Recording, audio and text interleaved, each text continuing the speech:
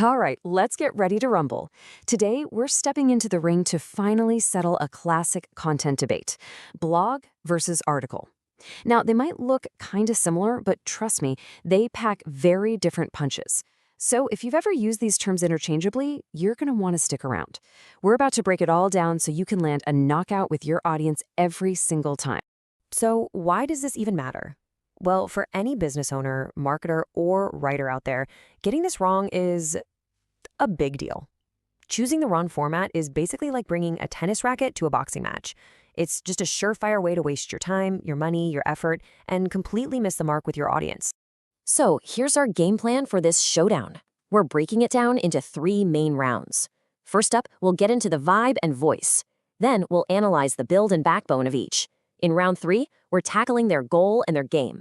And then after the final bell, we'll pull it all together so you can create your own winning strategy. Let's dive into round 1. Ding! All right, round 1 is all about the feel, the personality. How do these two types of content actually speak to you? How do they connect? Or maybe not connect with the reader? This is probably the first and most obvious difference you'll ever notice. Okay, so this slide just nails it. It's all about the relationship with the reader.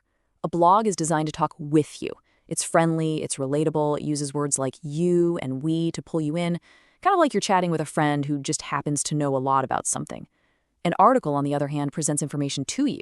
It's formal, objective, all about the verified facts, and it keeps a professional distance. And here's that difference in action. It couldn't be clearer, right? The blog is giving you direct personal advice. It's a how-to, it's for you. The article is giving you a formal, data-backed statement. Its job is to establish a fact, not to start a conversation. You could be writing about the exact same topic, but the delivery changes everything. And that leads right into this. At the end of the day, blogs are built for community. They're a two-way street. The whole point is to get comments, shares, and discussions going. They really, really want you to talk back. Articles? Well, they're traditionally more of a one-way broadcast. You read it, you absorb the info, and that's pretty much the end of the exchange. All right, on to round 2. Now we're going to go under the hood a little bit. We're talking about the structure, the research, the authority behind each format. This is all about what gives them their weight, their substance. Blogs are totally designed for how we read online these days, right? Fast. They're scannable, with clear headings, short paragraphs, bullet points, anything to get the message across quickly. You're usually looking at about 600 to 1,200 words. Articles, though, they demand more of your attention. They've got that formal intro, body, conclusion structure, and they often run way longer, sometimes 3,000 words or more, because they're built for a really deep, comprehensive dive. Now, this difference really comes down to where the authority comes from. Articles live and die by their research. They absolutely require verifiable data, credible sources, citations, the whole shebang. Blogs, on the other hand, while they can definitely use facts, they also have the freedom to pull from personal experience and opinion. They're all about balancing those hard facts with a personal touch that makes complex stuff easier to digest. So, who's actually doing the writing? This tells you a ton. A blog is the voice of a brand or a person. Its power comes from that direct, personal connection with you. An article's byline, whether it's from a journalist or an expert, gives it institutional authority. It's not just one person's take, it's an expert representing a reputable organization. And here we are, the final round, the goal and the game. Why do these things even exist in the first place? What are they trying to do? And how do they play the game of actually getting seen online? Let's find out. At their very core, their missions are just different.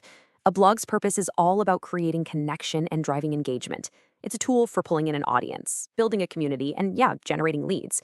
An article's main purpose is to deliver solid information and establish authority. It's a tool for educating readers and cementing the publisher's credibility as a go-to source. Now, in the online world, this chart shows a pretty clear winner in one major area: SEO. Blogs are absolute powerhouses here. I mean, they're specifically designed to be discovered on search engines like Google, using keywords and fresh updates to climb up those rankings.